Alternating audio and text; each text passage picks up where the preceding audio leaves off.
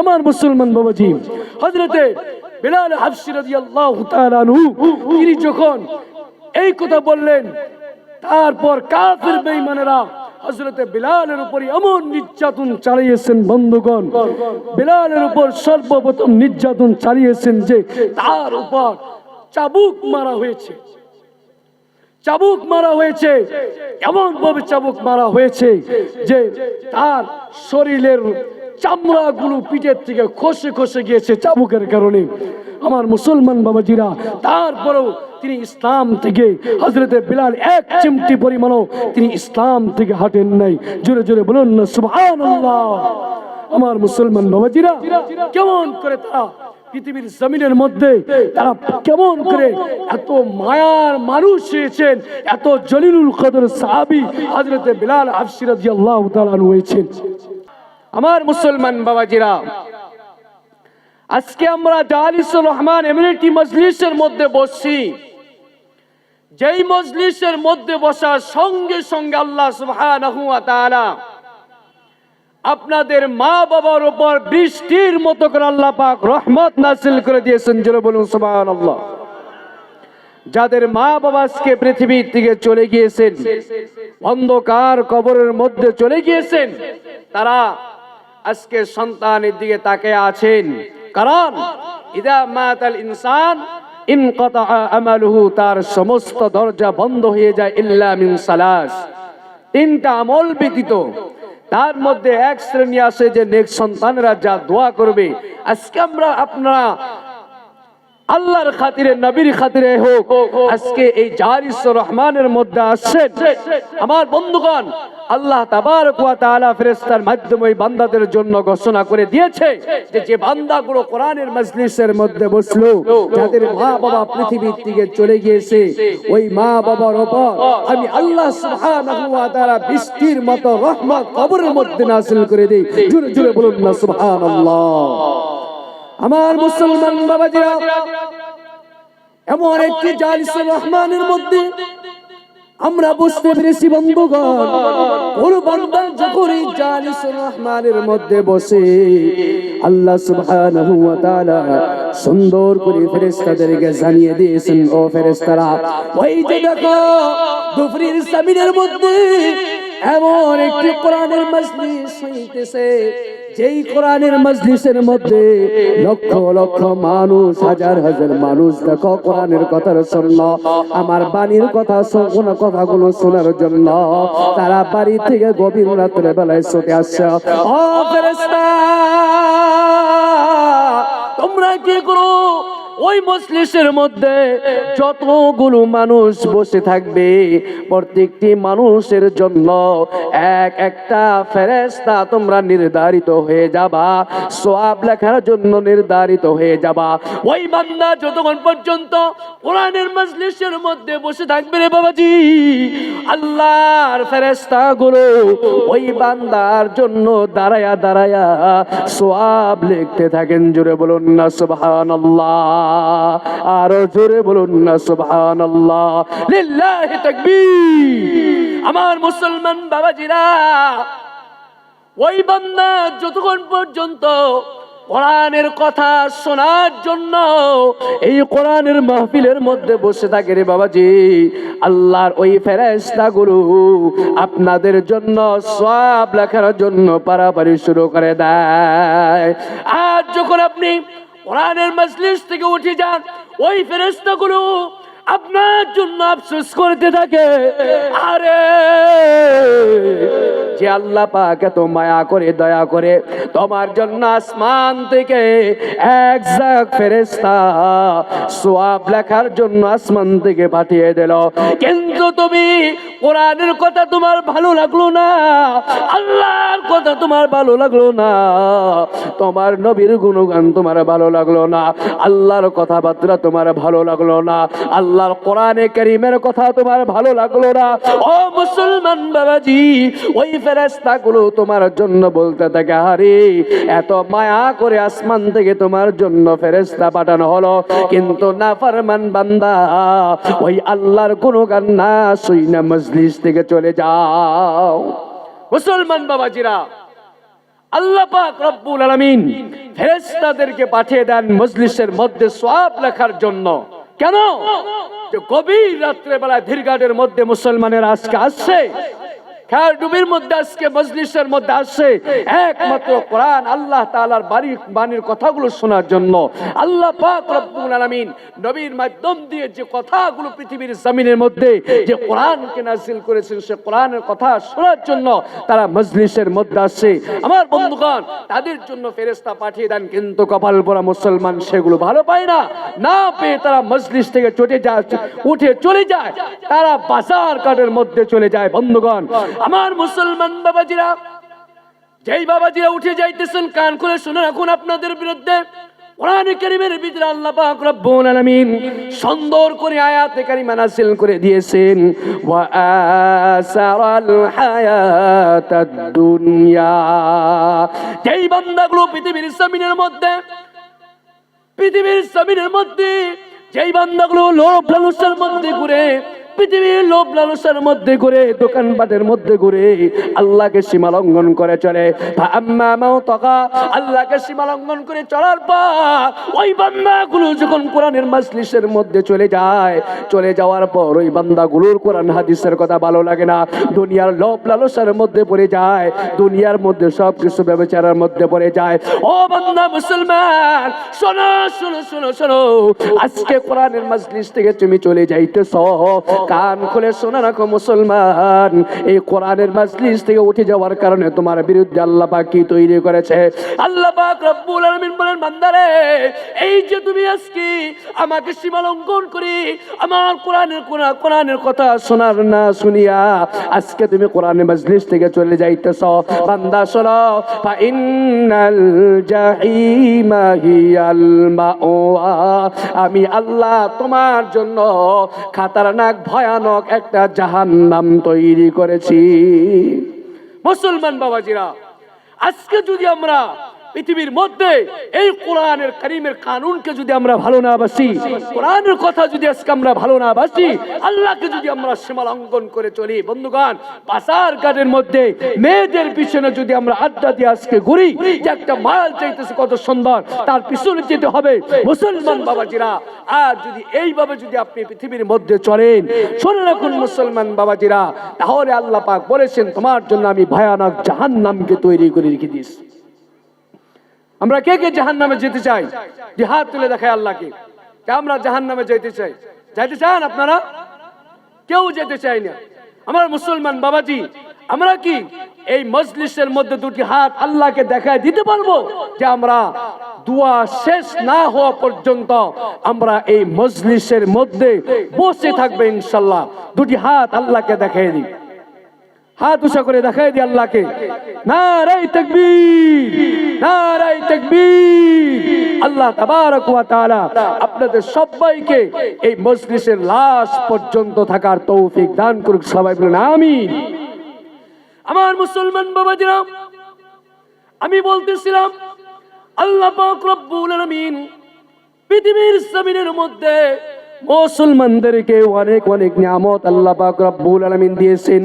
এই মজলিসের মধ্যে বসার কারণে অনেক নিয়ামত দিয়েছে। বন্ধুগণ, আমরা যদি একবার নিজের অস্তিত্বের কথা যদি আমরা ভাবনা চিন্তা করি, কেমন আল্লাহ পাক রব্বুল আলামিন কেমন আমাদেরকে নিয়ামত দিয়েছে। মুসলমান বাবাজিরা, আল্লাহ পাক রব্বুল আলামিন কুরআনুল কারীমের মধ্যে সুন্দর করে জানিয়ে দিয়েছেন, কুল লাউ কানাল বাহরু মিদাদাল লিকালিমাতি রাব্বি লানাফিদাল বাহরু ক্বাবলা আন তানফাদা কালিমাতু রাব্বি ওয়ালাউ জিনা বিমিসলিহি মাদাদা।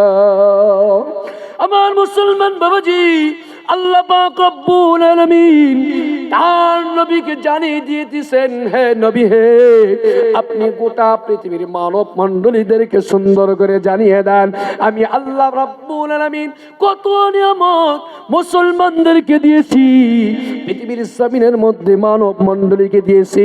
আমার মুসলমান বাবাজিরা, আল্লাহ পাক বলেন বান্দারে, এই যে পৃথিবীর জমিনের মধ্যে আটলান্টিক মহাসাগর দেখো, নীল নদী দেখো, এই যে দুপরির মহাসাগরকে তোমরা দেখো, এই সাগরগুলো যদি তোমার জন্য কলকালি বানিয়ে দেওয়া হয়, আর পৃথিবীর জমিনের মধ্যে যত গাছ বৃক্ষলতা দেওয়া হয়েছে, এই গাছ বৃক্ষলতা গুলো যদি তোমার জন্য কলম বানিয়ে দেওয়া হয়, মুসলমান, লিখতে লিখতে লিখতে লিখতে তুমি শেষ হয়ে যাবা।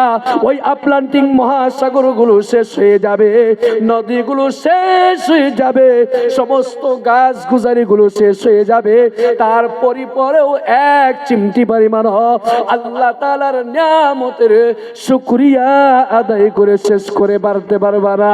জোরে জোরে বলুন না সুবহানাল্লাহ। ও মুসলমান বাবাজি, একবার তো শেষ করলা, ওয়ালাউ জিনা বিমিসলিহি মাদাদা, আবার যদি তুমি এই আটলান্টিক মহাসাগর গুলো যদি তুমি কালি বানিয়ে নাও, এই গাছ গুজারি গুলো যদি তুমি কলম বানিয়ে নাও, আর আল্লাহর নিয়ামতের শুকরিয়া যদি তুমি আদায় করতে চাও, লিখতে লিখতে লিখতে লিখতে ওই আটলান্টিক মহাসাগর গুলো শেষ হয়ে যাবে, দুনিয়ার গাছ বৃক্ষলতা গুলো সব শেষ হয়ে যাবে, তারপরও এক চিমটি পরিমাণও আল্লাহ তাআলার নিয়ামতের শুকরিয়া আদায় করে শেষ করা যাবে না। জোরে জোরে বলুন না সুবহানাল্লাহ। ও মুসলমান বাবাজি, নিজের বডির দিকে যদি তুমি একবার লক্ষ্য করো, কিসের এত বাহাদুরি করতেছে রে বাবাজি আমার?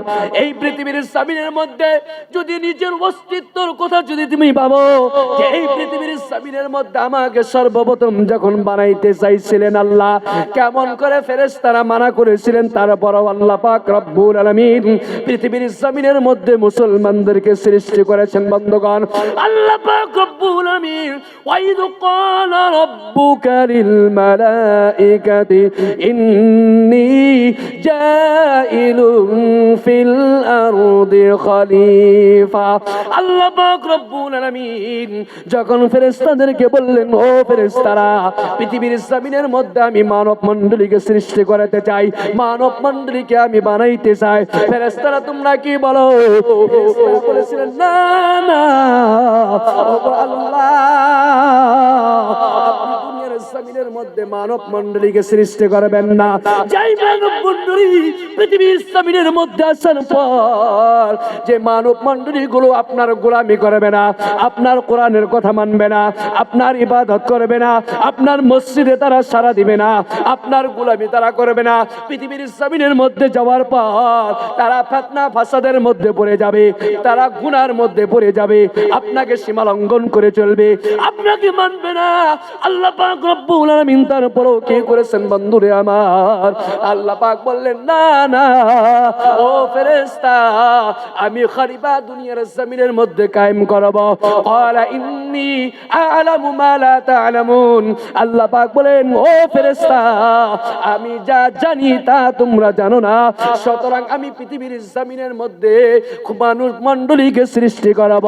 ও কমলপুর মুসলমান বাবাজিরা, আজকে দেখেন বাবাজি, আল্লাহ পাক রব্বুল আলামিন যে উদ্দেশ্য করে পৃথিবীর জমিনের মধ্যে মানব মণ্ডলীকে সৃষ্টি করেছেন, দুনিয়ার জমিনের মধ্যে আসার পর মানব মণ্ডলী আল্লাহকে সীমা লঙ্ঘন করে চলে দুনিয়ার লোভ লালসার মধ্যে পড়ে গিয়েছে, তারপরও এক চিমটি পরিমাণ আল্লাহ তাআলার গোলামি করতে চায় না। কথা ঠিক কিনা না বাবাজি বলুন? কথা ঠিক কিনা? আল্লাহ পাক এই পৃথিবীর জমিনের মধ্যে ওয়ামা খালাকতুল জিন্না ওয়াল ইনসা ইল্লা লিয়াবুদুন, আল্লাহ পাক পৃথিবীর মধ্যে মানব মণ্ডলীকে সৃষ্টি করেছেন একমাত্র আল্লাহ তাআলা দাসত্বগিরি করার জন্য। কিন্তু আমরা পৃথিবীর জমিনের মধ্যে আসার পর আল্লাহকে সীমা লঙ্ঘন করে চলি, আল্লাহকে মানি না, আমরা দুনিয়ার লোভ লালসার মধ্যে করি। আমার বাবাজিরা, এই পৃথিবীর মধ্যে বাবাজি আপনারা উঠে যাইতেছেন, খারাপ লাগে নাকি বাবাজি? এই পৃথিবীর মধ্যে বাবাজি আমার আমাদের কোনো প্রথমে কোনো অস্তিত্ব ছিল না, ছিল? আমরা যখন আমরা মায়ের গর্ভের মধ্যে ছিলাম, তার আগে যে আমাদের কোনো নাম গন্ধ ছিল? কথা বলেন, আমাদের কোনো নাম গন্ধ ছিল? আমাদের দেখে কেউ ডাকতো যে মুফতি জালালউদ্দিন আসতেছে মায়ের পেটের মধ্যে, ডাকতো কেউ? কথা বলেন, কথা যদি না বলেন বাবাজি কেমন করে ওয়াজ করবো? আমাদের কোনো অস্তিত্ব ছিল? ছিল না বাবাজি আমার। আল্লাহ পাক রব্বুল আলামিন এই পৃথিবীর মধ্যে আমাদেরকে কেমন করে নিয়ে আসলেন, কোরআনুল কারীমের মধ্যে আল্লাহ পাক সুন্দর করে জানিয়ে দিয়েছেন বাবাজি আমার। সূরাতুদ দাহরের ভিতরে সর্বপ্রথম আয়াতের ভিতরে আল্লাহ পাক রব্বুল আলামিন জানিয়ে দেন, আল্লাহ পাক রব্বুল আলামিন বলেন, হাল আতা আলাল ইনসানি হিনুম মিনাদ দাহরি লাম ইয়াকু শাইআম মাযকুরা ইন্না খলাকনাল ইনসানা মিন নুতফাতিন আমশাজিম মিন নাবতালিহি ফাজআলনাহু সামিআম বাসীরা। আল্লাহ পাক রব্বুল আলামিন সুন্দর করে জানিয়ে দিয়েছেন, বান্দারে শোনো, এই দুনিয়ার জমিনের মধ্যে তোমার কোনো অস্তিত্ব ছিল না, তুমি মানব মণ্ডলী হিসাবে তোমার পৃথিবীর মধ্যে কোনো কিছু ছিল না। আমি আল্লাহ পাক রব্বুল আলামিন এত সুন্দর করে তোমাকে পৃথিবীর জমিনের মধ্যে নিয়ে আসলাম। বান্দারে কেমনে তোমাকে নিয়ে আসলাম? শোনো বান্দা, তোমাকে আমি কেমনে নিয়ে আসলাম? তোমার মা বাবা যখন পৃথিবীর জমিনের মধ্যে, দুনিয়ার জমিনের মধ্যে যখন রাত্র যাপন করলো, মিলন করলো, করার পর এক ফোঁটা নাপাক পানিকে আল্লাহ পাক রব্বুল আলামিন মায়ের গর্ভের ভিতরে সুন্দর করে একটা ডিমের তৈরি করে রাখলেন। আল্লাহ পাক রব্বুল আলামিন বলেন, সুম্মা জাআলনাহু নুতফাতাও ফি করারিম মাকিন। আল্লাহ পাক রব্বুল আলামিন ওই নুতফাকে আস্তে আস্তে আস্তে আস্তে করে ওই নাপাক পানিগুলোকে আল্লাহ পাক রব্বুল আলামিন আস্তে আস্তে করে মানব মণ্ডপ গোস্ত আকারে তৈরি করলেন। গোস্ত আকারে তৈরি করার পর তারপর তাকে হাড্ডি দিয়ে সাজায়া সুন্দর করে আল্লাহ পাক এই পৃথিবীর জমিনের মধ্যে তোমাকে আমাকে আল্লাহ পাক মায়ের গর্ভের মধ্যে রাখলেন। ও বাবাজি, এত সুন্দর করে পৃথিবীর মধ্যে যখন তোমাকে মায়ের গর্ভের মধ্যে রাখা হলো, সুন্দর করে যখন বানানো হলো, বানানোর পর একজন মালাইকা ফেরেশতাকে আল্লাহ পাক পাঠিয়ে দেন, ও ফেরেশতা যাও যাও অমুকের মায়ের গর্ভের ভিতরে চলে যাও, আমি সুন্দর করে একটা মানব মণ্ডলী তৈরি করেছি, সুতরাং তুমি সেখানে যাই একটা রূহ তুমি তার মুখের মধ্যে ফুঁকে দাও। তার মুখের ভিতরে যখন আল্লাহর ফেরেশতা রূহ ফুঁকে দিল, ফুঁকে দেওয়ার পর তোমার ওইখানে লড়াচড়া শুরু হয়ে গেল, তোমার জান ওখানে চলে আসলো। চলে আসার পর বান্দারে তুমি ওইখানে তোমার খিদা নিবারণ হলো, তোমার কথা কেউ ভাবনা চিন্তা করে না, তুমি লড়চড় শুরু করে দিলা। লড়চড় শুরু করে দিয়ে তোমার সেখানে খেদার বাবনা হলো। কে তোমাকে খাওয়াবে? কোন ডাক্তার, কোন প্রধানমন্ত্রী, কোন রাষ্ট্রপতি, কোন মাস্টার, কোন ইঞ্জিনিয়ার, কোন মানব মণ্ডলী ওই মায়ের পেটে বাচ্চার খাওয়ানোর কথা কোন মানুষ ভাবনা চিন্তা করে নাই। মহান আল্লাহ পাক রব্বুল আলামিন কত সুন্দর করে ওই মায়ের গর্ভের ভিতরে মানব মণ্ডলী সৃষ্টি করলেন। সৃষ্টি করার পর যখন জান দেওয়া হলো, জান দেওয়ার পর আল্লাহ পাক রব্বুল আলামিন এত সুন্দর করে ওই মায়ের মাসিক পাইপখানা বন্ধ করে দিয়ে তোমার নাভির সঙ্গে কানেক্ট করে দিয়ে মা যা খায় তার মধ্যে থেকে ভাগ করে দিয়ে দিয়ে তোমাকে একদিন নয়, 2 দিন নয়, 10-10টি মাস তিল তিল করে তোমাকে আল্লাহ পাক রব্বুল আলামিন বড় করেছেন। জোরে বলুন সুবহানাল্লাহ, আরো জোরে বলুন না সুবহানাল্লাহ, নারে তাকবীর। আমার মুসলমান বাবাজিরা, কত সুন্দর করে তোমাকে আল্লাহ পাক রব্বুল আলামিন মায়ের গর্ভের ভিতরে আল্লাহ পাক এক ফোঁটা নাপাক পানি দিয়ে গোশত আকারে তৈরি করে হাড্ডি দিয়ে তোমাকে সাজায়া, চামড়া দিয়ে সুন্দর করে তোমাকে সাজায়া, আমার মুসলমান বাবাজিরা ওইখানে তোমাকে জান দিয়ে আল্লাহ পাক তোমাকে পৃথিবীর মধ্যে মানব মণ্ডলীর রূপে বাচ্চা আকারে তোমাকে তৈরি করেছে। আমার মুসলমান বাবাজি, পৃথিবীর মধ্যে যখন মানব মণ্ডলীকে সৃষ্টি করা হলো, সৃষ্টি করার পর বান্দা কি করেন গো জানেন? দুনিয়ার জমিনের মধ্যে আসার পর এই আল্লাহ তাআলার গোলামি করা বাদ দিয়া ওই বান্দা কি করে জানেন গো? পৃথিবীর লোভ লালসার মধ্যে ঘুরে ওই বান্দা যখন মায়ের গর্ভের মধ্যে ছিল, আল্লাহ পাক রব্বুল আলামিন যদি চাইতেন তোমার মুখ দিয়ে খাওয়াইতে পারতেন কিনা বাবাজি? পারতেন কিনা? অ্যাটেনশন প্লিজ ভাই, এই দিকে দেখেন, বেশিক্ষণ থাকবো না, 15-20 মিনিট টাইম আপনাদের কাছে থাকবো। আমার মুসলমান বাবাজি, যদি আল্লাহ পাক চাইতেন মায়ের গর্ভের মধ্যে আপনাকে বুক দিয়ে খাওয়াইতে পারতেন না? পারতেন না? কথা বলেন। পারতেন, অবশ্যই পারতেন, কিন্তু আল্লাহ পাক ওইখানে আপনাকে মুখটা নাপাক করে নাই। কেন জানেন? আল্লাহ পাক রব্বুল আলামিন বলেন যে আমি তোমার মুখটা এই জন্য নাপাক করি নাই যে তুমি পৃথিবীর জমিনের মধ্যে আসার পর কি করবা? আমি আল্লাহ তাআলা গোলামি করবা, এই মুখ দিয়ে আমি আল্লাহ তাআলা দাসত্ব করবা, জিকির আজকার করবা। কিন্তু আজকে পৃথিবীর জমিনের মধ্যে দেখা যায় যে সন্তান জন্ম নেওয়ার পর 7 বছর পরে থেকে এমন টান মারে আকাশ দিকেও তাকায় থাকে না বাবাজি? থাকে না? আপনাদের এলাকায় মনে হয় খায় না, আমাদের এলাকায় খায়। 7 বছর ওই আর হয় না, এমন টান দিবে হুজুরদের সামনেও একবার আকাশের দিকে ধোঁয়া ছেড়ে দেয়। আমার মুসলমান বাবাজি, এই হলো আজকের ইয়ংদের কালচার। আজকে এমন মুসলমান বাবাজিরা, পৃথিবীর মধ্যে আল্লাহ রাব্বুল আলামিন এই জন্য মানব মণ্ডলীকে সৃষ্টি করেন নাই, সৃষ্টি করেছে ওয়ামা খালাকতুল জিন্না ওয়াল ইনসা ইল্লা লিয়াবুদুন, যেন তোমরা পৃথিবীর জমিনের মধ্যে কি করো? আল্লাহ তাআলার গোলামি করো। আমার মুসলমান বাবাজিরা, আল্লাহ পাক রব্বুল আলামিন পৃথিবীর জমিনের মধ্যে বানাইলেন বন্ধুরে।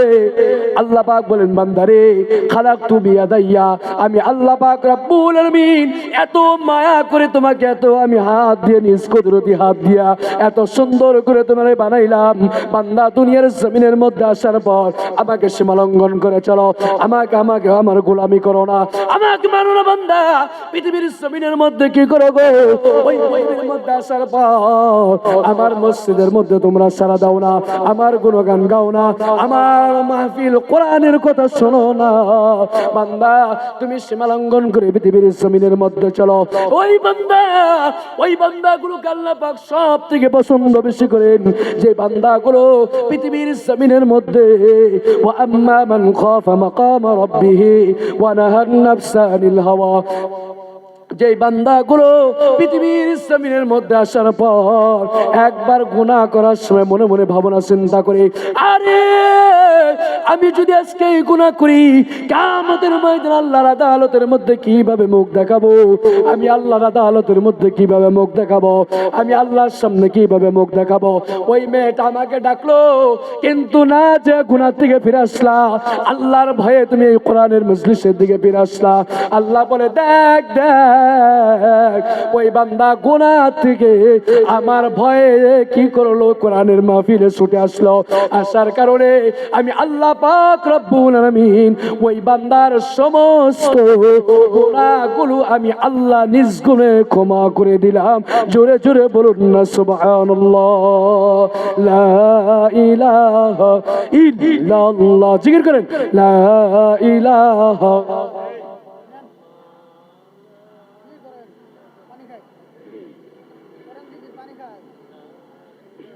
লা ইলাহা ইল্লাল্লাহ, জিকির করেন লা ইলাহা ইল্লাল্লাহ, জোরে লা ইলাহা ইল্লাল্লাহ, লা ইলাহা ইল্লাল্লাহ,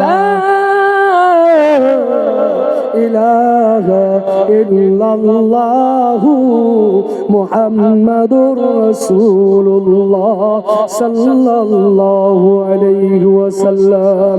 আমি বলতেছিলাম বাবাজি আমার, যে বান্দাগুলো আল্লাহর ভয়ে যে বান্দাগুলো গুনাহ করার থেকে ফিরে আসলো, সাহাবায়ে কেরাম কেমন ভাবে গুনাহ থেকে তারা বেঁচেছিলেন।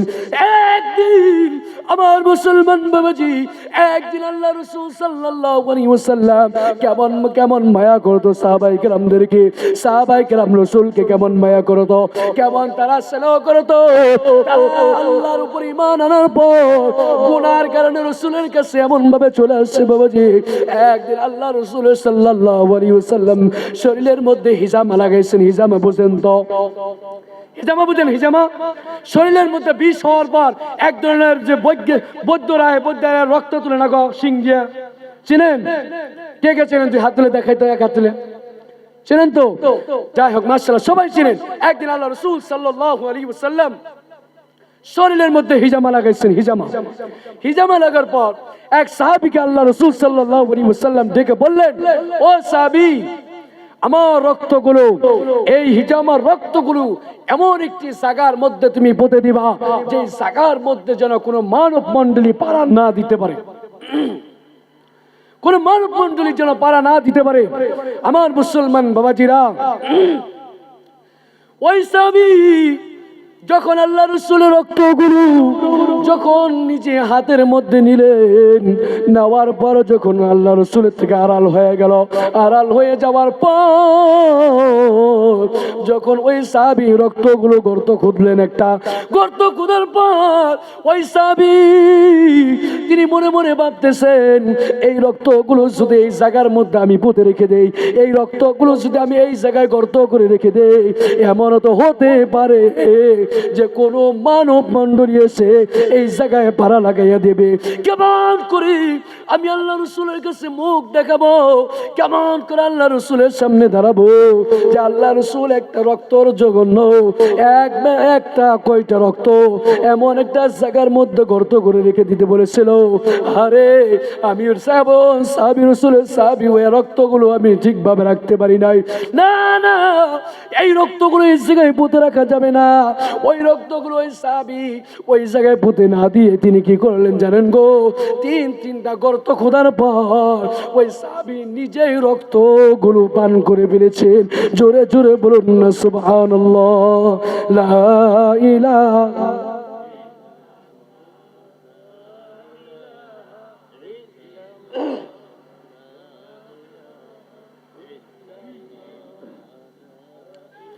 লা ইলাহা ইল্লাল্লাহ, লা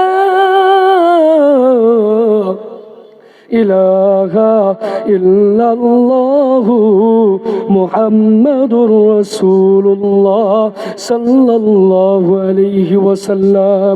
আমি বলতেছিলাম বাবাজি আমার, সাহাবায়ে কেরাম রাসূলকে কেমন মায়া করলো, কেমন করি তারা পৃথিবীর জমিনের মধ্যে রাসূলের সাহাবী হলো। আমার বন্ধুগণ, একজন সাহাবীর কথা আপনাদেরকে বলি, হযরতে বেলাল হাবশী রাদিয়াল্লাহু তাআলা আনহু এমন একজন রাসূলের সাহাবী ছিল বন্ধুরে। যখন আল্লাহ রাসূল সাল্লাল্লাহু আলাইহি ওয়াসাল্লামের কাছে হযরতে বেলাল হাবশী রাদিয়াল্লাহু তাআলা আনহু যখন তিনি কালেমা পড়ে মুসলমান হয়ে গেলেন, মুসলমান হয়ে যাওয়ার পর তিনি কি করলেন গো? যখন আল্লাহ রাসূলের কাছ থেকে ফিরে আসলেন, ফিরে আসার পর ওই সাহাবী হযরতে বেলাল হাবশী রাদিয়াল্লাহু তাআলা আনহু তিনি যখন তার গোলাম তিনি যখন আবু জেহেলদের কাছে চলে গেলেন, যাওয়ার পর যখন আবু জেহেলরা তাকে জিজ্ঞাসা করলেন, ও বেলাল, এত লম্বা টাইম তুমি কোথায় ছিলা? তিনি বললেন, ইয়া ও মনি, আমি এমন এক বান্দার কাছে ছিলাম, এমন এক ব্যক্তির কাছে ছিলাম যার কদম চুমলে আল্লাহর জান্নাত পাওয়া যায়। জুড়ে বলুন সুবহানাল্লাহ। আমার মুসলমান বাবাজি, হযরতে বেলাল হাবশী রাদিয়াল্লাহু তাআলা আনহু তিনি যখন এই কথা বললেন, তারপর কাফির বেঈমানেরা হযরতে বেলালের উপর এমন নির্যাতন চালিয়েছেন বন্ধুগণ, বেলালের উপর সর্বপ্রথম নির্যাতন চালিয়েছেন যে তার উপর চাবুক মারা হয়েছে। চাবুক মারা হয়েছে, এমন ভাবে চাবুক মারা হয়েছে যে তার শরীরের চামড়াগুলো পিঠের থেকে খসে খসে গিয়েছে চাবুকের কারণে। আমার মুসলমান বাবাজিরা, তারপরেও তিনি ইসলাম থেকে হযরতে বেলাল এক চিমটি পরিমাণও তিনি ইসলাম থেকে হাঁটেন নাই। জোরে জোরে বলুন না সুবহানাল্লাহ। আমার মুসলমান বাবাজিরা, কেমন করে তারা পৃথিবীর জমিনের মধ্যে তারা কেমন করে এত মায়ার মানুষ হয়েছেন, এত জলিলুল কদর সাহাবী হযরতে বিলাল হাবশী রাদিয়াল্লাহু তাআলা আনহু হয়েছেন। শুধু এই নির্যাতন বলে ছেড়ে দেন নাই, ছেড়ে দেন নাই। আমার মুসলমান বাবাজিরা, একটা পাগলা উটের মধ্য ঢেলে দেওয়া হয়েছে। ঢেলে দেওয়ার পর হযরতে বিলাল হাবশী রাদিয়াল্লাহু তাআলা নূর গলার মধ্যে রশি বেঁধে দেওয়া হয়েছে। বেঁধে দেওয়ার পর ওই পাগলা উটকে চালিয়ে দেওয়া হয়েছে। তারপর চালানোর পর ওই পাগলা উট পাহাড়ের অলিতে ঘুরিতে ঘুরে, আর পাহাড়ের অলিতে ঘুরিতে ঘুরে হযরতে বিলালকে পিছনে ওই উট শেষরাইয়া নিয়ে যায়। তারপরও বিলাল রাদিয়াল্লাহু তাআলা নূকে ছেড়ে দেয় না। ছেড়ে না দিয়ে হযরতে বিলাল হাবশী রাদিয়াল্লাহু তাআলা নূকে তিনি কি করলেন গো জানেন? হযরতে বিলালের চানের চামড়াগুলো খসে খসে কি হয়েছে, গাছের সঙ্গে লেগে গিয়েছে। তারপরও হযরতে বিলাল হাবশী এক সিমটি পরিমাণও ইসলাম থেকে হাঁটেন নাই। আমার মুসলমান বাবাজিরা,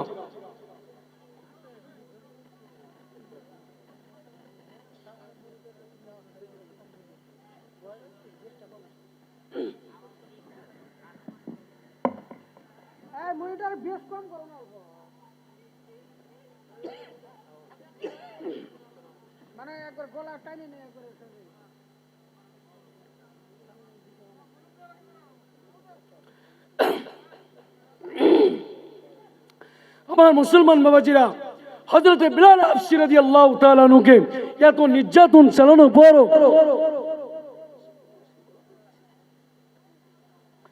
এত নির্যাতন চালানোর পরও তারপরও হযরতে বিলাল হাবশী রাদিয়াল্লাহু তাআলা আনহু তিনি ইসলাম থেকে হাঁটেন নাই। এক চিমটি পরিমাণ ইসলাম থেকে হাঁটেন নাই। তিনি আহাত আহাত বলে এক আঙ্গুল আসমানের দিকে তাকিয়ে দিয়ে তারপরও তিনি কি করেছেন? এক আল্লাহ স্বীকৃতি দিয়েছেন যে ইসলাম থেকে হাঁটা যাবে না। এক আল্লাহ আছেন, তিনি গোলামি করতে হবে, দাসত্বগিরি করতে হবে। আমার মুসলমান বাবাজিরা, এমন ভাবে আল্লাহ সুবহানাহু ওয়া তাআলা সাহাবায়ে কেরামদের উপরে নির্যাতন চালানোর পরও সাহাবায়ে কেরাম আল্লাহর প্রতি এমন ভাবে ঈমান এনেছেন, বিশ্বাস করেছেন বন্ধুগণ। তারপরও তিনারা কি করেন নাই? এক আল্লাহর প্রতি ঈমানকে ছেড়ে দেন নাই। আল্লাহ পাক এমন ভাবে সাহাবায়ে কেরামের কাছে তিনারা পরীক্ষা দিয়েছেন আল্লাহ তাবারক ওয়া তাআলার কাছে। সাহাবায়ে কেরাম আমার বন্ধুগণ তারপরও তারা ইসলাম থেকে হাঁটেন নাই, একমাত্র আল্লাহকে বিশ্বাস করেছেন। আমার মুসলমান, সেই জন্য আল্লাহ পাক রব্বুল আলামিন বলেছেন, আমিনু কামা আমানান নাস, এমন ভাবে তোমরা ঈমান আনো যেমন ভাবে সাহাবায়ে কেরাম পৃথিবীর জমিনের মধ্যে রাসূলের হাতের উপর বায়াত করে ঈমান এনেছেন। আমরা সবাই এমন ভাবে ঈমান আনবো ইনশাআল্লাহ। ইনশাআল্লাহ বলেন, আমরা এমন ভাবে ঈমান আনবো তো ইনশাআল্লাহ। আমার মুসলমান বাবাজিরা, আজকে এই দীর্ঘানের মধ্যে খেয়ারডুবির মধ্যে এত বড় জামে মসজিদ, শুনলাম মসজিদের মধ্যে মুসল্লি নাই কেন? এই যদি আপনাদের কালচার হয় মুসলমান বাবাজিরা, তাহলে আমরা নিস্তেনাবুতের মধ্যে পড়ে যাব, ফাইনাল জাইমা হিয়াল মাওয়া, তার মধ্যে পড়ে যাব। আমার মুসলমান বাবাজি, আর যদি আল্লাহ তাআলার যদি আমরা দাসত্ব করি, আল্লাহ তাআলার গোলামি যদি আমরা করি, আমার মুসলমান বাবাজিরা, তার কিয়ামতের ময়দানে আল্লাহ সুবহানাহু ওয়া তাআলা ফাইনাল জান্নাতা হিয়াল মাওয়া, আমাদের জন্য আল্লাহ পাক রব্বুল আলামিন ওই জান্নাতের মধ্যে ফয়সালা করে দিবেন। জোরে জোরে বলুন না সুবহানাল্লাহ, আরো জোরে বলুন সুবহানাল্লাহ।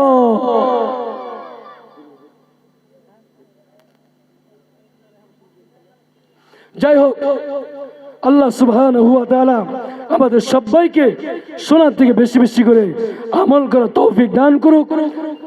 তারপর আমাদের সবাইকে আল্লাহ তাবারক ওয়া তাআলা শোনার থেকে বেশি বেশি আমল করার তৌফিক দান করুক।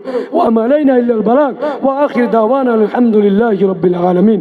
আসসালামু আলাইকুম ওয়া রাহমাতুল্লাহ।